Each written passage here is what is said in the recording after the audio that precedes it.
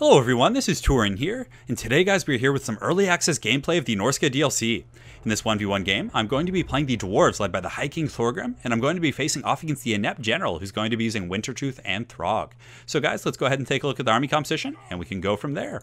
So in my front line here, I do have some standard dwarf warriors, which are going to be a pretty decent meat shield against like berserkers and marauders, and even if the marauders do have great weapons, these guys should be able to do okay against the light armor of Norsca.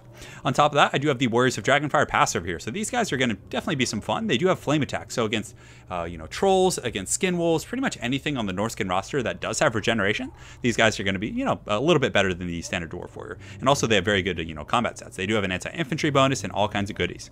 In the back here, I do have the Grumbling Guard for that nice vigor aura and some additional armor piercing. The High King Throgg with his great Book of Grudges, so you can see he's going to be providing 12 melee attack to pretty much everyone in that circle. Not everyone. He does need to reach like the center of their mass, if I'm not mistaken. I know some of you guys were mentioning that before. I do also have a Runesmith here, so he just has a Rune of Wrath and Ruin to help kind of deal with that Marauder density.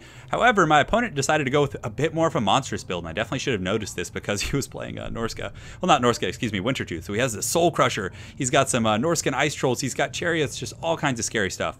Over on the flanks of my army, I do have some Dwarf Warriors here and one group here. And then for my missiles, I do have the Altar's Raiders mixed in with some Thunders. So you definitely need to bring Thunders. Norsca is going to be bringing Chariots and probably War Mammoths against Dwarves because they are so tough to deal with. You think it's hard to stop a Chariot from running through your infantry line, just wait till you deal with one of these War Mammoths, especially if its name is the Soul Crusher. So in the true spirit of Norsca and this eternal conflict between Dwarves and Trolls, or Slayers I should say, I do have two groups of, Slayers back here. Unfortunately, no Dragonback Slayers, but I was really tight for resources, guys, so I kind of had to skimp out a little bit there. I do have the Godlobber here, and two Gyrocopters. So Gyrocopters are not a bad choice against Norsca. Norsca does have armor-piercing missiles with the Marauder Hunters and different units like that, so you need to be careful. However, these guys do outrange them, so if you're really effective with your micro, you can kind of outmaneuver them, and they do flame attacks with their their missiles. So against Ice Trolls, against if they do bring Throgg, Throgg takes a ton of damage from those things. So guys, definitely like the Gyrocopter pick here. So for my opponent's army, the inept general, he does have the Soul Crusher. This thing is definitely look at that evil dead eyes right there. But he does have this ability called Enrage, so he can give himself a ward save of 44% for a certain amount of time. He does also have missiles with anti-large, so if I do fly my Gyrocopters too close to this thing, the Marauders up there will actually throw some spears at him and do some decent damage. Massive weapon strength, of course, with 400 armor piercing and a little bit of bonus for his infantry. Nothing terribly substantial. In the back, he does have some Norscan Warhounds, which are just kind of the standard rank and file of the hounds. They're not the Frost Hounds, so they do have hounds that do slow, but he did not, you don't need those against dwarves. He has some Norscan Ice Trolls here who are ready to get in there, down and dirty, and it's too bad Throgg doesn't give them like a leadership buff. He does have the Crown, but the Crown does only give temporary, unbreakable to one unit. For his main core army, he has some Hunters with the armor-piercing missiles, Marauders with the great weapons in the back. In the front, he just has some standard, so he's got a little tank and spank. He's got these Marauders in the front to just be fodder. Then he does have his heavy armor piercing coming from the Trolls, as well as the King of Trolls himself, Big Daddy Throgg. Just look how crazy he looks. He's just like looks like a lunatic. But he does have the Fight or Die, and of course Copious Vomit. So if he feels like throwing up, he can. These guys are going to be good against Dwarves as well. They have Armor Sundering, so they not only soften up your Dwarves for other targets, but they have very good AP values themselves. Granted, the armor, the anti-large isn't going to be great. They still have really good armor piercing values. More Ice Trolls on the far side, and of course Marauder Ice Wolf Chariot. So it's actually a chariot being pulled by Ice Wolves, which is pretty badass. Hence, it does have the Frostbite. So guys, without further ado, let the games begin. So you can see my Gyrocopters in here are going to be laying some fire into these Chariots. Immediately I was like, okay, Chariots are probably the worst things in the world for Dwarves to deal with. Granted, the Mammoth is obviously a pretty big threat as well. So also his only not anti-large, but anti-flying unit was these Marauder Hunters. So I decided to start focusing that bad boy with the Godlobber in the back. So you can see the Godlobber has done about 25 to 30% of the HP damage on these Marauder Hunters, and things are going well. I also do a little bit of a bombing run here on the Marauder Champions, and I didn't actually notice these were the champions. So these are the second tier Marauders. They still have the Enrage mechanic, but they have a high armor, so high for a Norscan unit. So they have 80 armor, and they're definitely a little bit more durable. So you can see my Thunders are going to be teeing off into these guys, and the Godlobber is still going to be continuing to kind of throw away at these Marauder Hunters. So the Marauder Hunters do have armor piercing. They're kind of like Marauder Horsemen, on foot. Pretty mobile for the most part, 35 move speed, and you can see over here I do also use my Gyrocopter to kind of intercept those Chariots, which is actually a really good way to kind of stop those from functioning. But in the front, things are going to get down and dirty. You can see Throgg is just going to massacre these dwarves in the front line. And you can see these ice trolls are also going to get in there and start popping. So I really like this synergy with the inept general, kind of having the ice troll saturated with the champions, because the champions are very durable and have much better leadership than the standard, what's it called, Marauders. Also, you can see the Famir warriors getting in here. So a lot of damage coming down to my dwarves so far. Granted, dwarves are durable. I do have High King Thorgrim coming in to help, but you can see the Soul Crusher is going to come through. It cares not for your troops. It's just literally going to march over and stomp them on the way through. So this is, man, the Mammoths are, it's really tough. So in the back, I did have my Thunders kind of teeing off on Throgg and was pressuring some of these trolls. And you can also see I'm sick of my Slayer. So the Mammoth literally is just going to bowl through the Slayers right here and just no mercy. So right now it's going to get caught up for a quick moment. But when you see the inept general quickly like repaths it, look how much damage that did.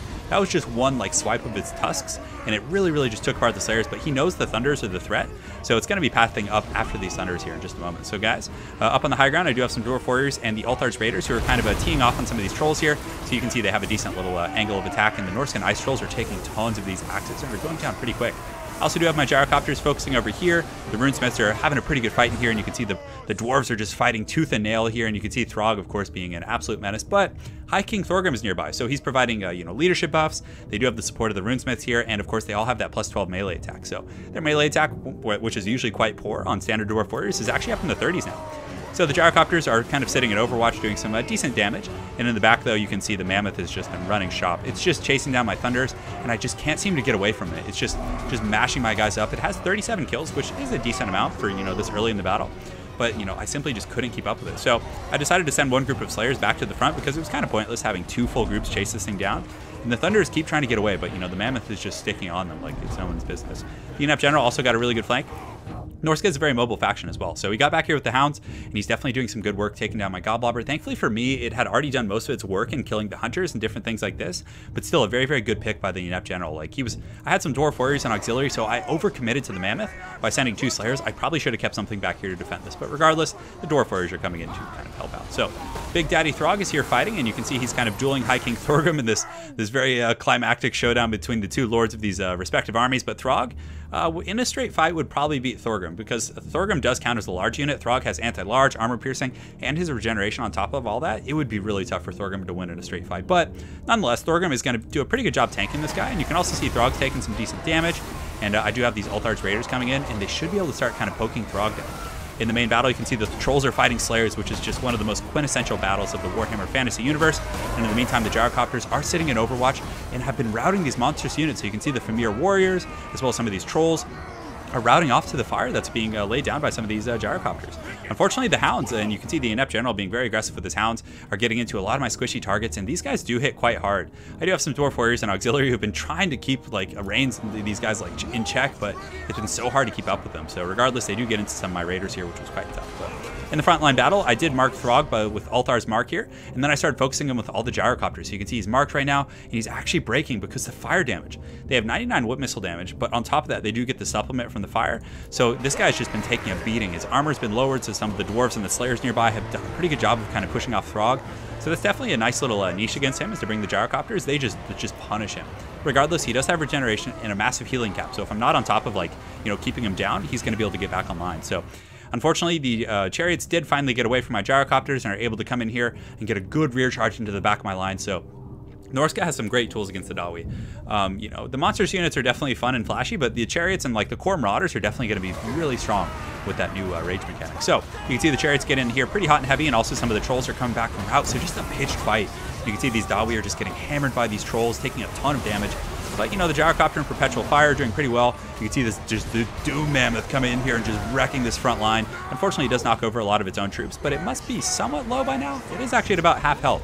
So the Slayers that were chasing it were able to put some decent pressure on it, thankfully, and fulfill their oath for the most part. And in the back, you can see the Altar's Raiders, though heavily damaged, are back online, and I do have some Thunders in the distance coming. 39 models. And one of the big determining factors of this battle henceforth is the fact that we were able to rally off Throgg. So though the Famir warriors and other troops are doing pretty well against my Jawi warriors, the High King's presence is going to make a huge difference. And these guys are very heavily armored, but Thorgrim should give them the melee attack they need to get around these guys, because these Famir warriors, man, they were hitting pretty darn hard, and I'm quite excited to look at their kind of kills after the battle's over.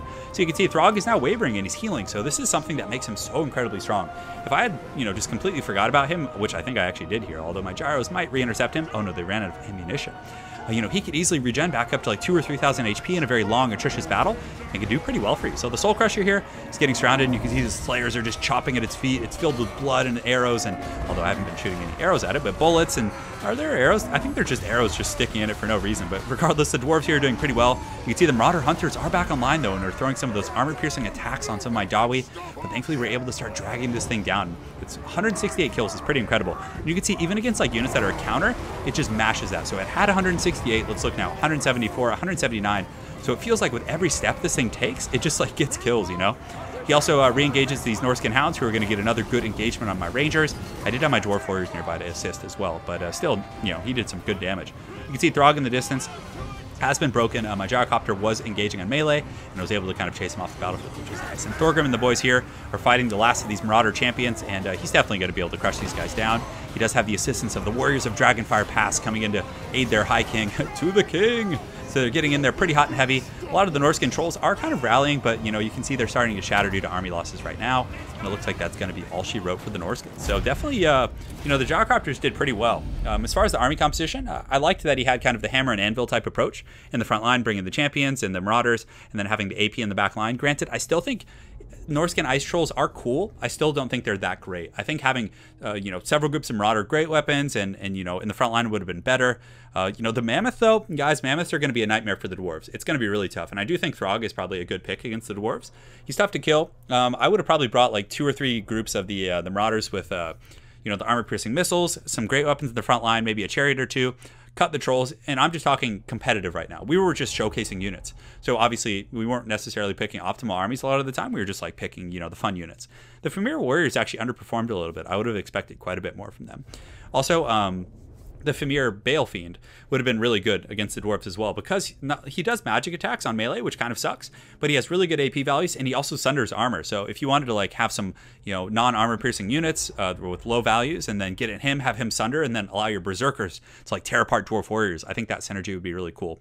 But regardless, very well played to the Inept General, and guys, go check out his channel. He's going to be doing lore, a ton of lore videos on this stuff, and we're also going to be doing some modded battles, and of course more Norscan showdowns. So guys, thanks again for watching. Have an excellent night, and take care.